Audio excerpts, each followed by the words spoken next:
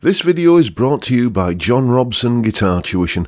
If you enjoy the content, please consider supporting the channel by enrolling on a course, purchasing some guitar lessons or a t-shirt, or you can join my Patreon. Now, on with the show. Hello chaps, welcome once again to John Robson Guitar Tuition. As always, I do hope you're well. Let's talk about power chords. This is the regular rhythm guitar slot that I've been doing for, I think this is the 11th one I've done, and we've been looking in the past few weeks at electric rhythm guitar techniques. I think last time we did a little bit of funky sort of stuff, 16th note strumming and damping and all that sort of good stuff. Well, today, as I say, we're looking at power chords. Let's have a listen to them in action.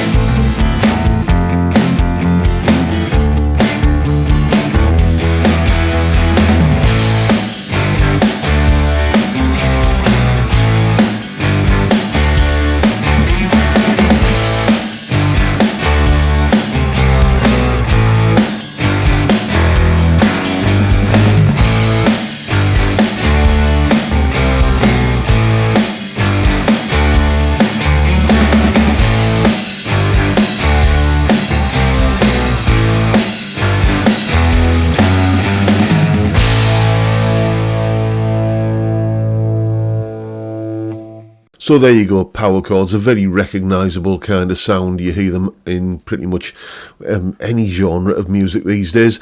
That's what they sound like. Now let's have a little bit of a talk about what's going on with power chords, what they're all about, how to play them, all that sort of good stuff. Here's an explanation. Rhythm explanation.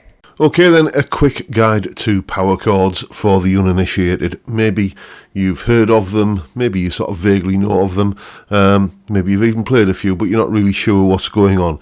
So let me just walk you through it. First thing to say is that power chords are neither major chords nor minor chords. Okay, they're neither one of the other.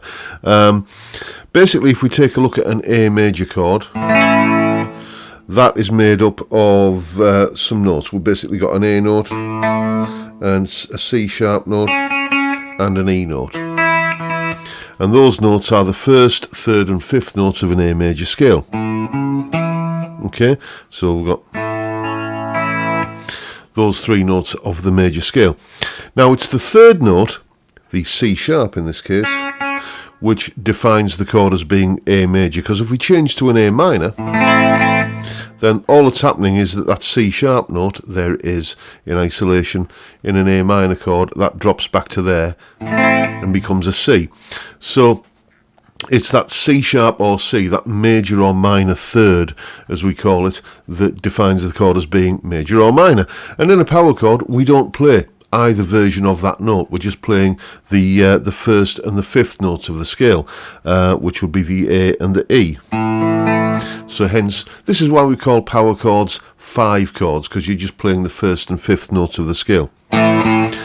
More often than not, they tend to be associated with a bit of a grunty, distorted, overdriven kind of guitar sound like this. So that's how I would play an A power chord or an A5 chord. Basically what I do is I bar the 4th and 3rd strings at the 2nd fret,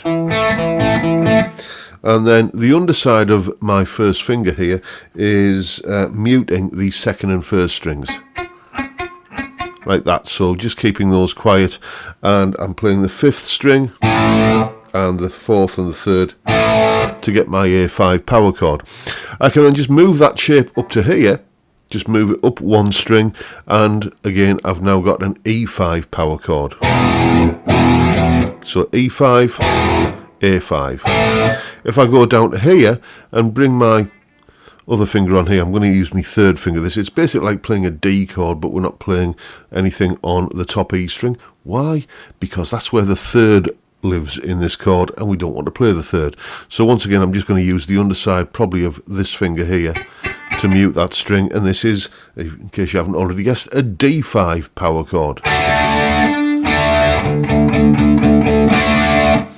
And I can then create a G5 power chord by playing those 2 notes there, 3rd fret on the 1st and 2nd strings, and reach over to the 6th string with my 2nd finger, whilst also muting with that finger the 5th string. We don't want that note, and that gives me a G5 power chord.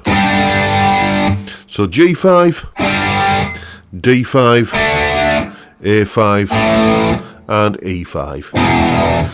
And many a fantastic rock riff and metal riff and classic rock riff, whatever, has been concocted using those shapes there. We also, though, have some movable power chord shapes that we can move up the neck to create basically any power chord we want. They work like bar chords, so there's an F chord, like that, and remember I said we're not playing the 3rd in these chords. Well, there is the 3rd right there in an F chord, so we're basically not going to play that string or anything further south than that. We're just going to play this part of the chord. Like that. Let's go back to the grunty sound. There we go. Now when it comes to what you're doing with these 2 fingers here, you have a little bit of leeway. Some people like to use their 1st, 3rd and 4th fingers to grab these 2 notes here, 3rd and 4th fingers. Some people like to just kind of use their 3rd finger to go onto those 2 strings. I, a lot of the time, will use my 4th finger to do it. Any way you want to do it is fine. And that moves up the neck to give us basically, well, that's going to be an F power chord, F5, then F sharp, G flat, 5, then G5, G sharp, A flat, 5, A5, and so on. It just follows the progression of like the chromatic scale up the neck. And once again, we've got the same kind of thing that if we just move that shape, I'll do it like that so you can see it a bit easier, over from that set of strings to this set of strings, we've got now another movable power chord shape that we can move up the neck. And what chords are we getting there? Well, this is basically a B flat or A sharp power chord, a B power chord, a C power chord, and so on. Now, you don't have to remember all of those. If you are one of my wonderful Patreon supporters, you get this little PDF with all of those shapes on there like that. So there's the open ones that we looked at, the E5, A5, G5 and D5, and there are the movable power chord shapes that, telling you basically what chord you get with each of those at any given fret. So, the way you use that, of course, is you just look up the chord that you want, and by the time you've looked up the same chord 4, 5, 6 times or whatever, you just start knowing where it is. That's the way it worked for me anyway. Now the other thing that we need to talk about here, which is an essential part of anything where we're talking about power chords, is palm muting.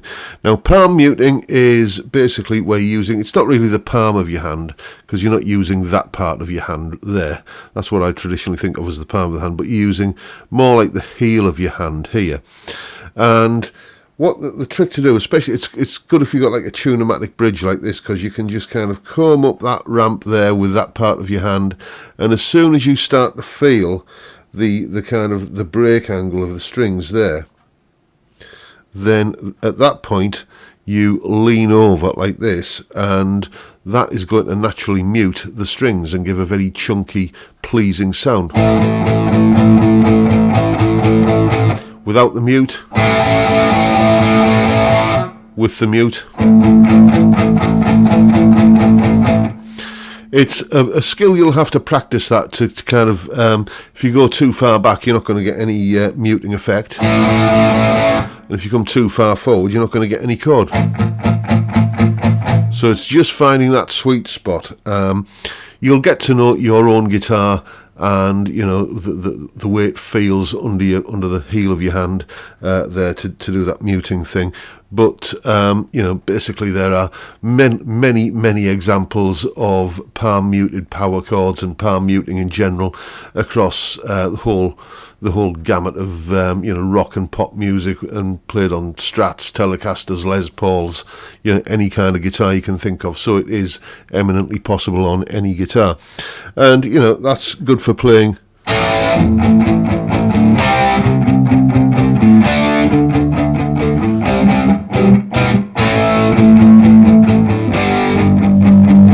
So you're contrasting the muted and the unmuted, you know, effect of the chord, and it's like a cornerstone of, you know, kind of rock, classic rock, metal, guitar playing, really. So it's a good skill to practice. Once again, just run your hand up to the back of the bridge there until you feel that, you know, that kind of break angle where the strings are just cresting the bridge saddles like that, and that is where you stop. And just, you know, if you do it like that and then lean in like that,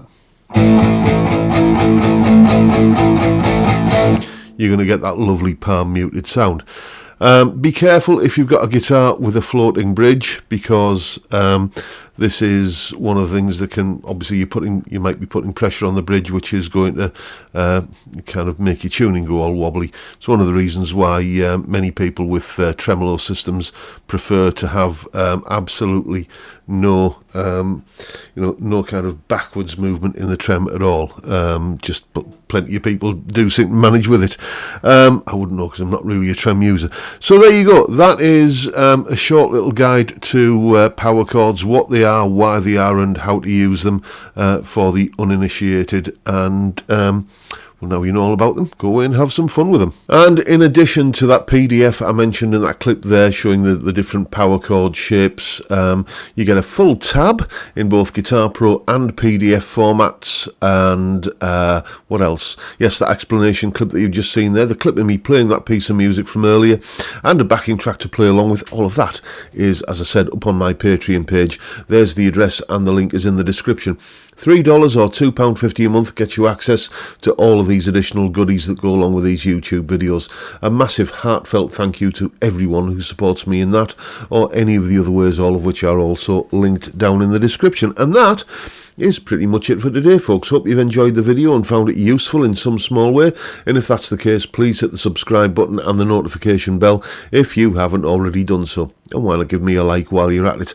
Don't forget, as always, I always mention this, and I always will, the live stream every Friday, 5 PM UK time, where we drink beer and talk about music and stuff. What's not to like about that? Come along and join us, it's fun. I'd love to see you there if you can make it. But for now, I'll bid you all a good day and say thank you so much for watching. Thank you for your time. Look after yourselves, folks. Stay well, stay safe, and above all, stay sane. Bye for now.